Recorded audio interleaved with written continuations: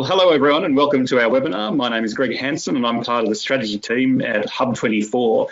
And today we have assembled a panel of experts to explore trends in data and technology and what that means for financial advisors and the customer experience. I'm joined by Dr. Charlotte Mara from Google, Dan Tepper from KPMG, and futurologist Rocky Scopoletti.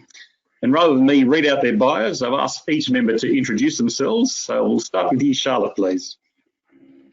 Thank you, and I'm very excited to be here. So I'm a physicist and engineer by background. I have a doctorate in optical electronics, which is fiber optic engineering. And I worked in management consulting across a whole range of industries, such as mining, pharmaceutical, not-for-profit for a while. But in the last 12 years, I've spent in financial services. I've worked in-house at 3 of the big 4, including Wells, in major tech and strategy roles. And then before joining Google, I was at IBM, where I was an associate partner looking after cognitive transformation. So that's all the AI, big data, analytics for financial services.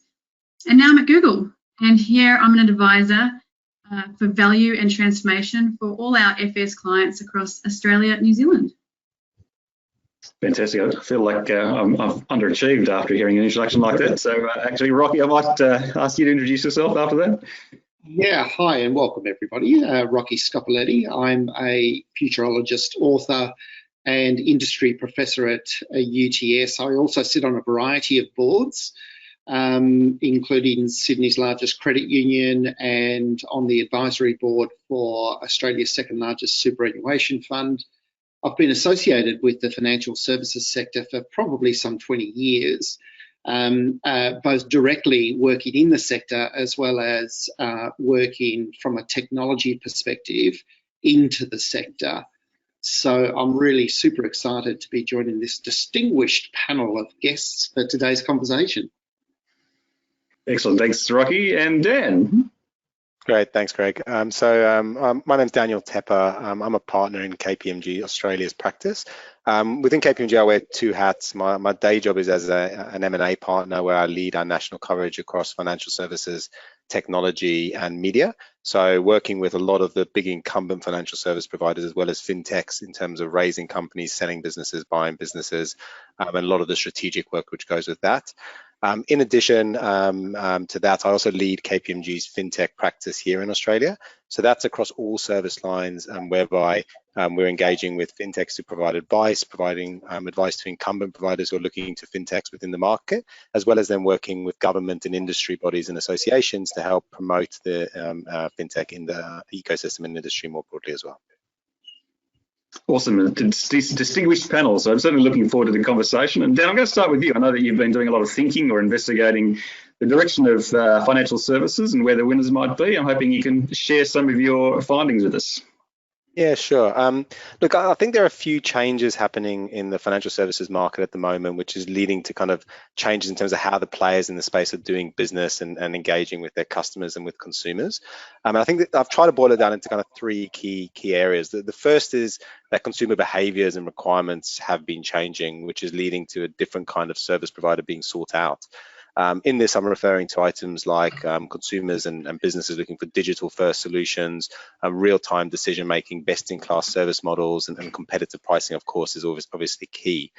Now, I think that shift has been taking place for some time. However, restrictions due to COVID and continued innovation by new entrants has really acted as a catalyst from a consumer demand perspective. And that leads me into the second point, which is the fact that many of the incumbent providers and the larger financial service providers in the market have kind of struggled to keep pace with that consumer demand. Now, that's not due to an inability or a desire not to pivot their businesses, but because of reasons such as antiquated legacy technology systems, brand and reputational issues with the back of things like the Royal Commission, regulatory pressures to change businesses, unscalable operating models, and heavy reliance on old processes, and in some cases even an inability to attract talent to actually help with that pivoting and with the move. Now the third area then is, and this is an important one to note, is that some of the traditional barriers to entry within financial services have also been changing. And actually what was once seen as a competitive advantage can now actually become a real hurdle to innovation and change. A good example of this is if we go back 2 or 3 decades, branch networks was critical to being able to originate and service new customers for banks. Regulatory licenses for credit and banking products was essential. A well-known and established brand, historic data for credit and decision-making processes. These were all essential to being a successful FS provider and actually gave the incumbents a real opportunity and a competitive advantage. But today we're finding that consumers are far more comfortable transacting with new market entrants digitally without even speaking to someone. Brands have taken obviously a hammering in terms of some of the outcomes in terms of hay and roll commissions and other regulatory undertakings, which has removed that barrier to entry. Licensing and data have been stripped back, so banking as a service and white label propositions are now very prominent in the market. And then changes in kind of an ownership of data has become disseminated with things like the Consumer Data Rights Act and open banking legislation as well. So suddenly what you have is a very broad, very large and very profitable addressable market where the historic barriers to entry have probably come down quite considerably. And as a result of that, we can see new entrants coming into the market who are able to better address some of those consumer demands and actually meet that consumer, what consumers are wanting for. And that's where we start to see kind of who's going to be successful, or those who kind of really hit those demands without potentially having to change the legacy and pivot their business too broadly as well. Those that are most agile. Correct, exactly. So, Charlotte, Dan's just mentioned consumer data rights and ownership of data, and I think that you've got some interesting perspectives on why data and knowledge of data is so important. Definitely. I mean, I think data and the knowledge of data is so important for wealth because it will be the new currency. And just to elaborate on that, let me paint a picture of how much data exists at the moment. So every day we send about 300 or more billion emails, 500 million tweets, and we create as an individual about 1.7 meg of data per second every day. So 90% of all the data that exists at the moment was created by humans over the last 2 years, and it's just growing exponentially. So, we need a way, when I say we, I mean the collective, advisors, clients, everyone, of both harnessing that data, but then, understanding that data. And that's because our customer needs are changing. So the customer of the future has access to this really wealth and variety of data. Their volume of information is increased. The velocity of information they can receive is increased. So their expectations of you as an advisor per se are evolving, and they expect providers to be relevant. So they are on the cutting edge of tech. They expect them to be secure. So a customer knows their IP and data is secure. They expect them to be predictive. So, they know me as a customer well enough to know what I might want. Proactive. A lot of insurers are looking at knowing when an incident might occur because of weather events or the way that traffic is modelled.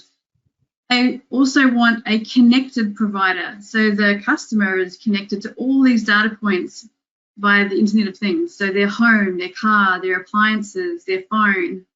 And finally, customer needs, they need their advisor or their provider to be empathetic. And the key way to get empathy is to create an exchange of data between an advisor and a client. To be empathetic, you need to know your customer needs, you need to know their data, and that requires them to trust you well enough to share their data with you, and you get that really important trusted value exchange. Okay, I can't believe I have to let you ask you to talk about trust there. I know that you got some thoughts about trust in the new environment. Yeah, so I think there's been some great points which sort of feed directly into the question of trust. I think if we step back from it and just look at trust, it was our conventions of privacy, security, and identity. Those systems were never designed for a digital life. But we're all living a digital life now, just as Charlotte had sort of, outlined just there.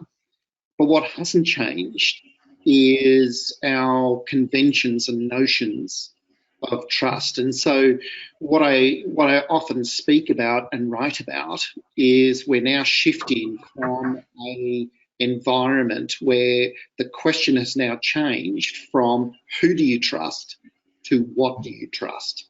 And in the what, there is data. And so this is now manifesting across, all aspects of society. And those of you that follow the Edelman research, wonderful 20-year longitudinal study on the erosion of trust, will know that this is now impacting all industries, not just financial services, right? The media that we consume, this played out last year, right? So publicly, I guess, in the United States. And so technology has an important role to play here, because I think we are moving out of a environment where trust has been hierarchically structured in the hands of few and gate kept by intermediaries. That's not a digital life. A digital life and trust is all about decentralization, and we've seen this where we tend to be strongly influenced by reviews of products and services and and things online. Uber drivers and the way with which we rate things. So we put our trust in the crowd, and so we've got to really rethink trust for a digital life. And in the research, the Australia 2030 research I did last year, what was clearly evident was that most people believe this decade we will put our trust more so in technology than what we will in institutions and people, to the point where, in fact, 1 in 3 people would trust a robot to make a decision on their behalf. So this is going to be the decade that this is going to come together, because there's a whole range of emerging technologies that will allow us to now rethink our traditional notions of trust, identity and security, things like artificial intelligence, blockchain, for example, and the Internet of Things, all of that biometrics, all of these things will help us recreate identity. Look at our smartphones. What a wonderful advancement it was when we could start using our fingerprint and our face to get access to our phone, right? Just one less set of numbers we have to remember. So, and that's a pain in my digital life, because user ID and password were never designed for a digital life. On average here in Australia, we have about 26 online relationships with airlines and banks, and the conventions ask us to create unique credentials for each of them, combinations of uppercase, lowercase, alphanumeric. Well, the human mind can't remember 26 unique configurations. And so I think all of those, and that's what I mean about, I think identity, security and privacy are now one conversation, not 3 separate conversations. One thing that's really interesting to me, what you just mentioned, Rocky, is that people trust a robot to make decisions and the like. Dan, are you seeing any fintech players that are looking to leverage or take advantage of that trend? Sorry, was that to me? That's to Dan, sorry. Sorry, I didn't hear. Look, yes, very in short. So we're seeing the levels of automation coming through, and certainly at the moment it is largely around supporting existing practices. So, for example, credit decisioning are using kind of automated practices and kind of robots in terms of actually looking through that. And it might be as simple as gathering data and presenting it in a certain format, and in some cases it's all the way through actually making a lending decision and a credit decision. One area which is very relevant, obviously, to HUB24 is robo-advice, which is a part of the market which there's been a lot of work and a lot of investment in. I don't know if anyone's globally really cracked robo-advice as a solution yet, and it's got that flawless and to be something which is genuinely kind of competitive or a substitution for physical advice. But there's an awful lot of investment going into that, and it will only be a matter of time, right? So the short answer is yes, and it's being used. There's few cases where it's actually directly being used, and specifically in terms of robotic outcomes. But I think that's to do with just the processes and the systems being developed and being advanced to a proportion or to a state whereby it will be. And it's a case of, I think, when rather than if, I would say. Yeah, I think the pathway will follow other pathways that we've seen online, where the digitisation of very low involvement interactions and flows that are quite transactional, the ones that people feel most comfortable with. And if you look at the chatbots, for example, that are emerging, they're quite linear in terms of their ability to understand natural language, but the utility that people get from that is very high, because it can just cut straight through and solve a customer service issue. That people don't have to sit on a call and wait time and the like. But when the involvement is a high involvement, in other words, the question or the issue or the matter will have some degree of complexity, then people will want to talk to a human. Now, if you look at banking, it's been no different, right? We're quite happy to do digital banking for low involvement activity, but when it comes to getting a mortgage, we want to talk to people. Not necessarily go to woe. We might do all of our research online and things like that. And so I think it's important to sort of always remember that it's the augmentation of the technology with the human interaction, I think, at the complex end of advice, which is really key here.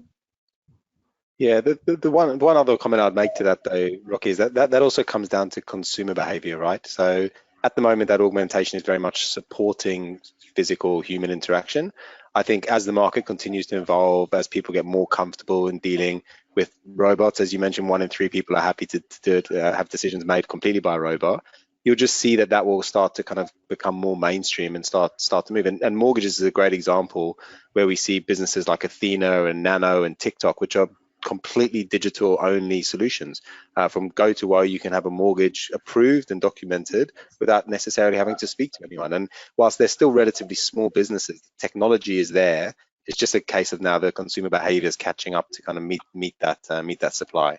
And as I say, I think that will start to proliferate because people want decisions. They want real-time decisions, and they want to remove the element of human judgment or human error in those decisions if they can do. A lot of that discussion is about creating efficiencies. Some of it's about automating lower value activities, for example. Charlotte, I'm interested in your view on AI and AI's role in creating efficiency. Yeah, thanks, Greg. And I mean, I love some of the analogies there, like Rocky said, as we've all alluded to, trusting a robot. And a lot of people imagine a robot, would they talk to a artificial looking human versus a robot which does automating of tasks in the background. So building a little on what Dan and Rocky have said, when people say AI, it can mean so many different things. It can mean automation, like we've heard, and there's so much efficiency in that because a robot being an automated back office type function can take away those kind of mundane and boring, tedious tasks that we all have to do and free up time, from an advisor's perspective to build that client relationship and do kind of more important tasks than that. And then we look at the AI side of artificial intelligence, which includes machine learning and a bunch of other things. And going back to what I said about the data part before, you need AI because humans cannot process the amount of data that I alluded to before. In fact, they're even moving into quantum computing to process that amount of data. And so AI is needed to make those fast connections and literally join those dots so you can get to those insights really quickly. And some of the examples and trends that I've seen include risk in real time. So a advisor can be talking to a client and they can instantly get sentiment analysis of the client just by verbal review of what's happening. They can get immediate population speech to text essentially into the product gross, like whatever they're filling out the form. But then they can get a risk review. So you can get an AI to compare what's being populated against KRAs, KRIs, and from a very highly regulated environment, which FS is, we can ensure in real time and be proactive that nothing's being breached. Because the other trend that we're all seeing is remediation, which is backwards, and the amount of information that is needed to be reviewed is humongous. So the automation and AI definitely plays in that space to make sure that what was said was appropriate and what controls were breached or not. But the more fun part is this third one around recommendations. So once AI has joined all these dots, it can come back with next best actions. So provide the advisor with your customer is this type of profile with this many interactions. These are the types of recommendations that you might want to think about in real time as a conversation. And I think Rocky mentioned it before, or sorry, maybe Dan, around a bit of trust and transparency. So one of the challenges to adoption of all of this in financial services is, from what I've noticed, machine learning models can really identify these correlations, but are machine determinations as good as a human? Is putting 100 bums on seats as trustworthy as using AI? And this all revolves around transparency. So understanding how the models arrive at their decisions is critical for the use of AI and FS. So that transparency and understanding and explainability is absolutely key to moving forward. How far away are those sorts of tools exist today? How quickly could they be applied to financial planning, do you think? Very quick. I've seen a lot of them very quickly. We've done, when I say we, I mean there are conceptual points of views and lots of proof of concepts existing out there. So the biggest blocker to adoption in a lot of these things is transparency and belief. I'd say I'd also add to that by saying we've left, for many traditional organisations, they've left the transformation of their data capabilities up till, you know, the very last moment in their digital transformation journeys. It was all about, you know, the tech and all of that kind of stuff.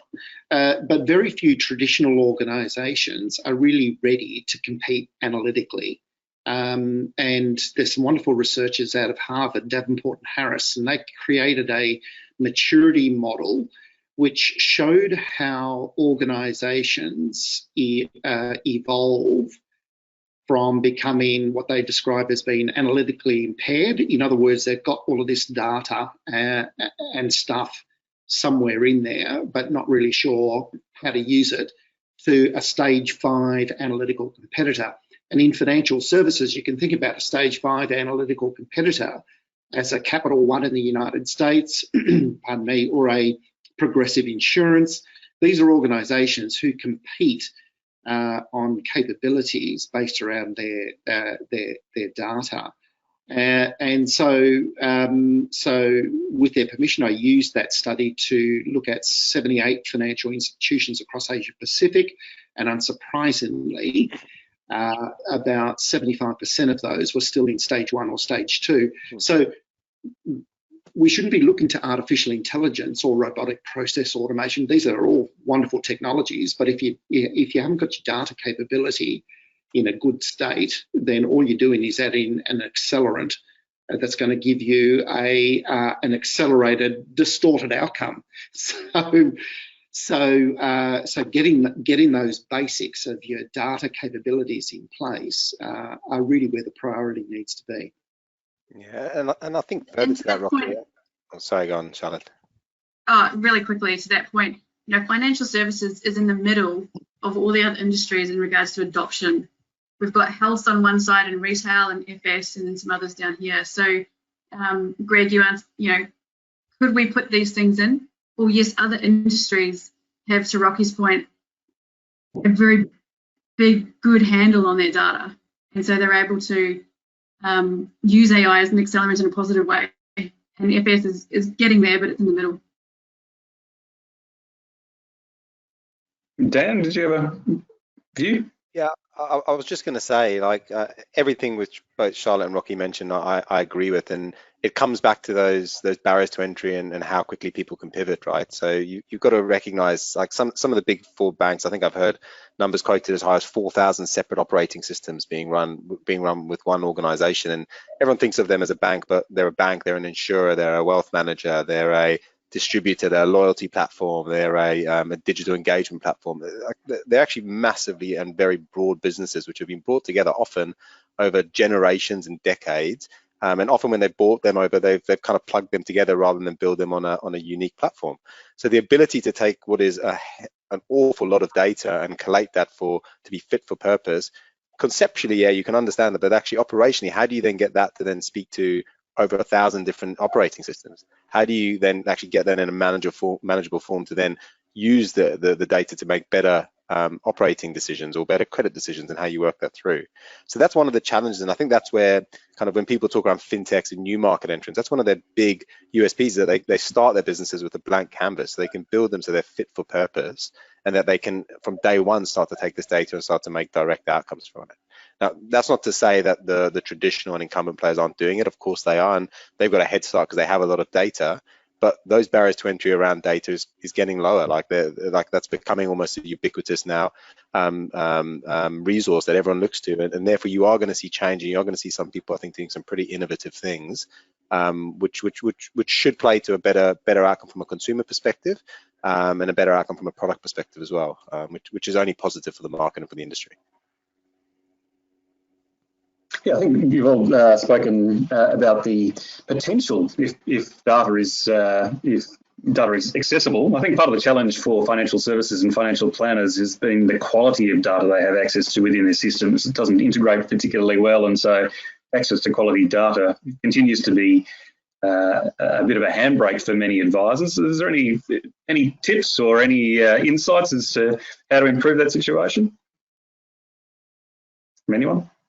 Look, one of the things that we're seeing a lot in the market, and this is probably over the last 5 years or so, is that in particular kind of corporate groups are increasingly open to partnerships with innovative businesses who have solutions rather than trying to own those solutions or build them themselves. So you've got to ask the question as a financial advisor, what are you good at? Are you good at owning technology which allows you to better interpret data, or are you good at actually providing advice and interpreting that data yourself, right? And what we're starting to see is kind of different aspects of the value chain, which used to be we need to own everything. People are now saying, well, I'm really good at this, so let me focus on this and leverage best-in-class solutions. The hard bit is actually saying, well, what is best-in-class, and who is the best provider that I can partner with to do that? Because that changes as well, and there's movement in that regard. But yeah, we are seeing a lot more adoption of those partnership type models, and I think that's starting to get a lot more incumbency in terms of some of these solutions in the market, and from a practical sense as well. Greg, I'd add to that by saying I think the problem that we have at the moment is around data literacy. So digital literacy has been the narrative for probably the last 20 years, but I think it's now time for us to move on from that. And start talking more about data literacy. Yes, having great quality data is critical to service creation, value creation, and the like. But every role, doesn't matter what it is, will require a significant level of proficiency with data. And I think that's where it really begins. We have to look at data literacy and the skills and upskilling all of ourselves in the use of data. It's going to become more important irrespective of where you source it. Even if you source it, you've got to know what to do with it and how to treat it, or how to create value from it. And so I think that's probably the pressing issue. And I suspect that many of the financial planners probably come from a demographic group that didn't grow up digitally. And I think this is where the promise of a lot of the youth coming through now really rests, because they've grown up with in a data life. Imagine it's your experience at Google, Charlotte. The importance of, you mentioned the importance of harnessing and understanding data. Oh, definitely. I echo everything that Rocky said around data is key, knowledge of data, and being able to, well, literacy is a great way of describing it, by quality of data. No AI is going to fix poor quality of data. So, there's a whole other suite of expectations around management of data. Yeah, I think we saw also with robotic process automation. Remember, all the enthusiasm around that technology was, was out of this world. And those that started early testing of it were going, oh my God, what that technology was doing was showcasing and highlighting how, how inefficient and effective and accurate their data was. And so a lot of these technologies, you put garbage in, you're going to get garbage out. So you've got to get those basics right. And as I mentioned before, we've left that up till the last moment. And now there's this sort of rush to try and fix our data capabilities. And all of a sudden we're running into a skills issue. Where are these people? Where are the data scientists? They're not in the right places, in the right numbers, at the right times. And we can't just think that we can go over to the US and just bring them in from over there. It's not going to happen that way. Most financial planners are small businesses. They can't afford to bring them in from over there. So I think the whole skills and literacy area is already a big problem, and it's only going to become bigger over the next couple of years. Thanks, Rocky. I'm going to pick you up on something we've discussed previously about aggregators and platforms presenting new opportunities for business models. Could you make some comments about that?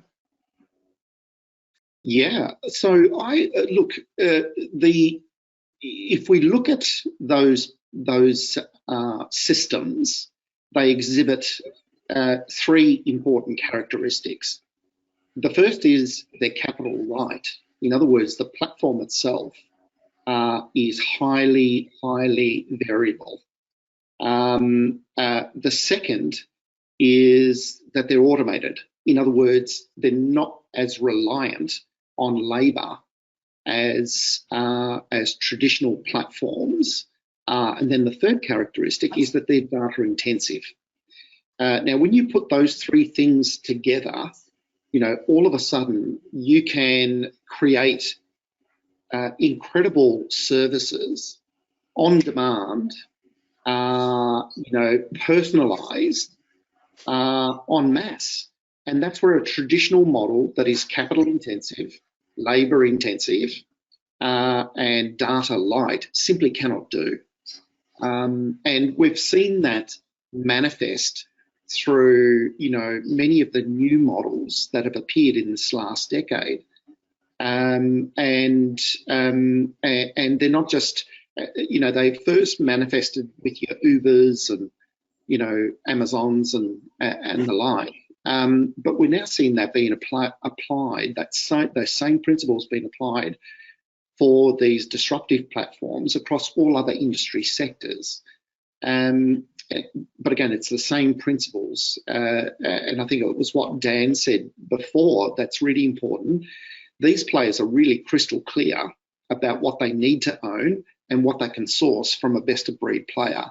Whereas our mindset, I think, in the past was we need to control, the whole supply chain here to have a competitive advantage. These guys don't think that way. I'll give you another great example. These players live in the customer's time zone, which is real time. And Facebook's a great example of this. They their mantra is, every day, they want to know what's changed in the customer experience. Why is that so important to them? Because the world's changed, simple as that. And if they're not changing in the customer's time zone, then they're falling behind. And so it's this sort of, adaptability, this flexibility that is, I think, intrinsic in those platforms, Greg, that you don't see in traditional. We create a product and then we push it out there and, we stand by the till and wait for the money to come in. That's typically how we've thought about creating products, whereas that's not the world that we live in anymore. Products are changing dynamically. And those players who are masters in the experience economy understand that formula really well. Dan, I'll put you on the spot. Are you seeing any examples that within your fintech world that you can point to Yeah, I think I just wanted to make one comment kind of further to Rocky's point here, which is, and you mentioned things like Uber and Facebook and some of these other broad platforms. What we are also seeing is that financial services is starting to shift away from being a service to being a product. And as a result of that, we're seeing a lot of disintermediation from some of these big platform players and players in the marketplace. So, for example, Xero, which is an accounting system software, has gone and acquired an invoice financing business, right?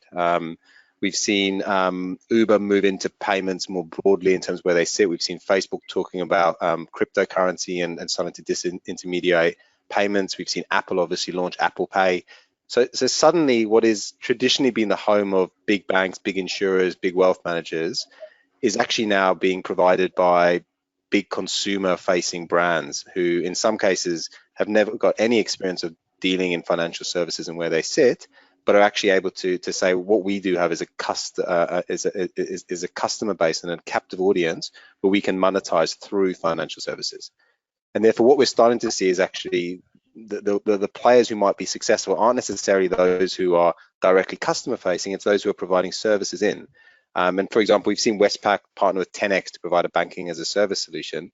And a lot of people say, whoa, hold on, Westpac are actually going to be giving other people the ability to almost be a bank. And I think that's almost, I don't want to say it's a white flag, but it's almost the Westpac saying, well, if we're not going to do this, someone else is going to, and then we're going to be disintermediated and have no access to that. So I think Rocky's points around aggregators and platforms being an opportunity to the market, 100%. We're going to see more and more of these people coming out with very niche, very specialized solutions for people to then partner with. What we're also going to see though is that that's not just applicable to traditional financial services players. It's also to those who actually have big customer bases, loyalty schemes, global tech players, all of those type of providers. So, and we're seeing a number of fintechs who are doing it really well in terms of saying, I'm going to own this niche, this product, this part of the market, and provide a really great service that people can then sell through. And look, we're seeing it day to day and across a number of different subsectors and segments within the financial service industry, and I think it will continue to play out. So yeah, it is going to present opportunities, but also challenges, I think, for traditional players as well. And I think just adding to that, so I love the excellent points raised, Dan and Rocky. One of the ways we've kind of described this before is with those traditional players being disintermediated by those non-traditional players, they almost have to disintermediate the disintermediators. And that's a hard question to answer. How do you almost reverse the cycle around? Yeah, I'll give you a great example of this. I'm not sure if you've heard or used a great fintech, one of my favorites, called TransferWise. It was founded by two entrepreneurial execs that were working for Skype at the time from Estonia. They were working in London for Skype, and they became frustrated by the cost and the time that it took for them to remit their pound sterling salaries back into their Estonian accounts. And when they learned that it was quicker to put cash in a briefcase and fly it from Heathrow to London, they knew that they could improve that experience and process. So they set up a briefcase business in Heathrow at Terminal 3, and away they went. So what they did was they founded TransferWise in 2011. In 2016, I was advising one of the world's top 10 banks in London around this exponential, new economic physics that we're now in. We're seeing these, these organisations that can scale so quickly. The things that I talked about before, they have this variability, this scalability, data intensive, all of that kind of stuff. Now, at the time, news broke that TransferWise, after 5 years, had hit its third consecutive quarter of profitable growth. Now, the reaction from the bank was quite shocked, and they said, well, we're going to pull the price lever. Who in their right mind is going to give their money to a startup to move from one country to another? It's our brand. We've been here 100 years. That's what people value. And I was saying, no, they don't. You're now in the experience economy, and it's a completely different set of rules in there. So they pulled the price lever, went to parity, and it made absolutely no difference. But what I cautioned them about was your model, your operating model, is capital intensive, labour intensive, and data light. Your model can simply not compete against that model. And their profitability imploded as a result, and then they corrected course. Now, TransferWise went on to become Europe's largest fintech 3 years later, 6 million customers. This was in 2019. So from the time it got its exponential growth to the time that it became Europe's most valued fintech, 36 billion, I think it was. From start to finish was just 9 short years. Now, there's more local case studies to observe as well. If you look at Afterpay, right, from zero to an enterprise value of 39 billion in 6 years, extraordinary stuff. And so that's the environment that I think we're now living in.